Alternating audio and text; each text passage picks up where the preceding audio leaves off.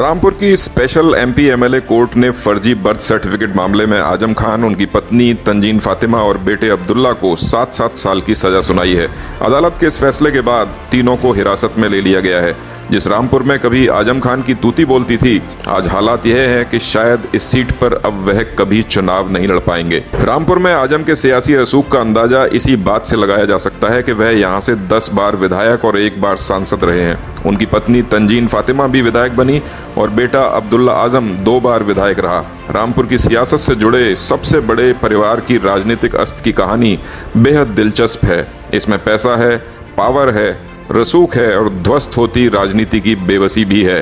कहानी शुरू होती है साल 1967 से। देश की आज़ादी के बाद यूपी में 3 चुनाव हो चुके थे। ये वो वक्त था जब रामपुर की सियासत में नवाब परिवार ने कदम रखा। शुरुआती दौर में रामपुर के नवाबों ने कांग्रेस को अपने लिए सबसे बेहतर समझा।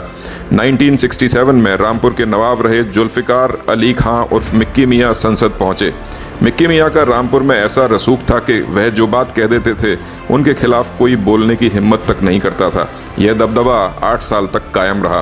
फिर साल 1975 में आपातकाल घोषित होने के बाद रामपुर के हालात बदलने लगे। शहर के एक साधारण से टाइपराइटर मुमताज का बेटा आजम खान जेल से छूटकर रामपुर लौटा।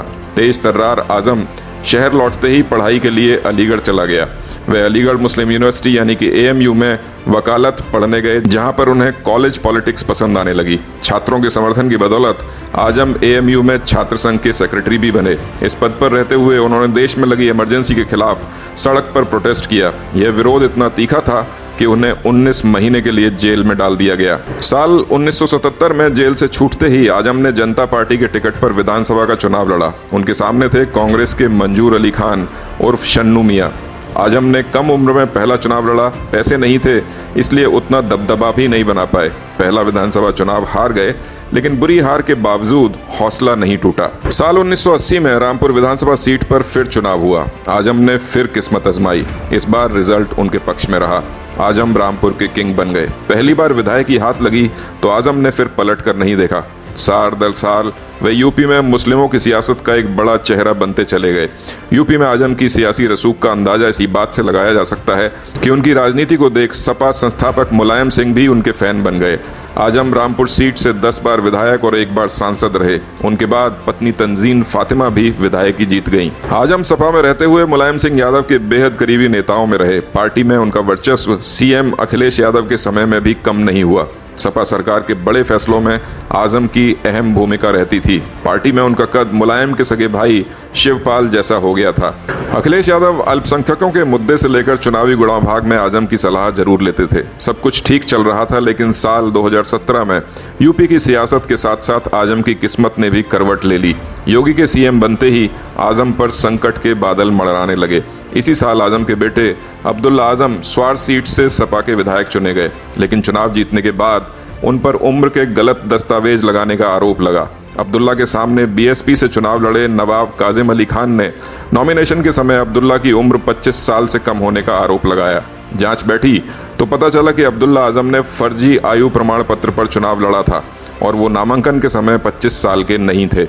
इसके बाद अब्दुल्ला का निर्वाचन रद्द कर दिया गया। उनकी सदस्यता भी चली गई। इस केस में अब्दुल्ला के साथ पिता आजम और मां तंजीन फातिमा को भी जेल जाना पड़ा।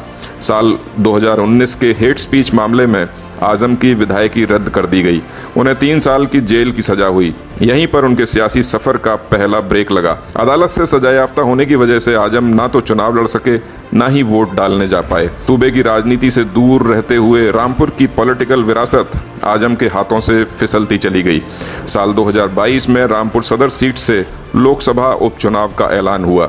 जेल में रहते हुए आजम चुनाव नहीं लड़ सकते थे, इसलिए उन्होंने अपना सियासी उत्तराधिकारी आसिम रजा को बनाया। आसिम को उपचुनाव में उतारने से आजम खान के तमाम मजबूत सिपहसार नाराज हो गए।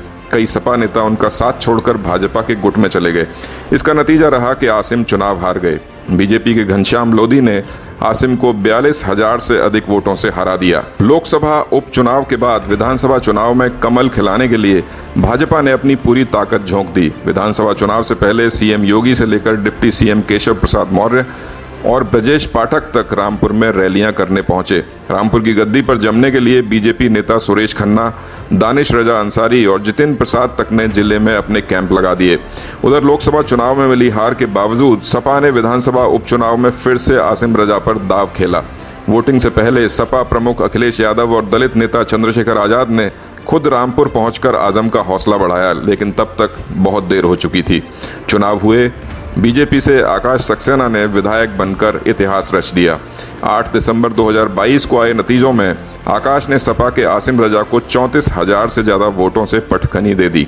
आकाश रामपुर विधानसभा सीट से चुनाव जीतने वाले पहले हिंदू उम्मीदवार बन गए। तमाम मुश्किलों के बावजूद साल 2022 में आजम खान के लिए एक राहत भरी खबर आई। स्वार विधानसभा सीट से अब्दुल्ला दोबारा जीत गए, लेकिन ये खुशी बहुत दिनों के लिए नहीं थी। इस बार भी अब्दुल्ला को सरकारी कामकाज में दखल डालने के एक मुकदमे में सजा हुई और उनकी सदस्यता रद्द हो गई। मई 2023 में स्वार सीट पर हुए उपचुनाव के नतीजे आए तो भाजपा के सहयोगी अपना दल एस के शफीक अहमद अंसारी को जीत मिली। शफीक ने सपा की अनुराधा चौहान को 8,724 वोटों से हराया था। इस तरह आजम फैमिली के कब्जे से स्वार सीट भी निकल गई। स्वार विधानसभा सीट गंवाने के बाद जब भी सुर्खियों में आजम का नाम आता तो उसके साथ एक और शब्द जुड़ा रहता, जेल। एक के बाद एक केस में फंसते आजम की सियासी जमीन भी खिसकती जा रही थी। बीते 4 महीनों में 2 तारीखें ऐसी रहीं जिसमें आजम सबसे ज़्यादा याद किए गए। 15 जुलाई 2023 को आजम खान को हेट स्पीच मामले में रामपुर की कोर्ट ने 2 साल की सज़ा सुनाई। अब 18 अक्टूबर को आजम के बेटे अब्दुल्ला के फर्जी बर्थ सर्टिफिकेट मामले में आजम खान, पत्नी तंजीन फातिमा और अब्दुल्ला को 7-7 साल की सज़ा सुनाई गई है। अब्दुल्ला के 2 बर्थ सर्टिफिकेट मामले में आजम फैमिली को रामपुर की स्पेशल MP MLA कोर्ट ने दोषी करार दिया है।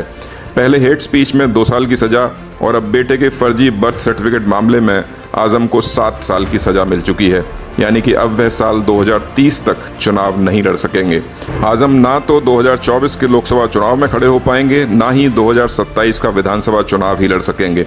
ऐसे में अगर साल 2031 तक सब कुछ ठीक रहा तो वह फिर चुनावी मैदान में उतरेंगे। आजम खान 75 साल के हैं।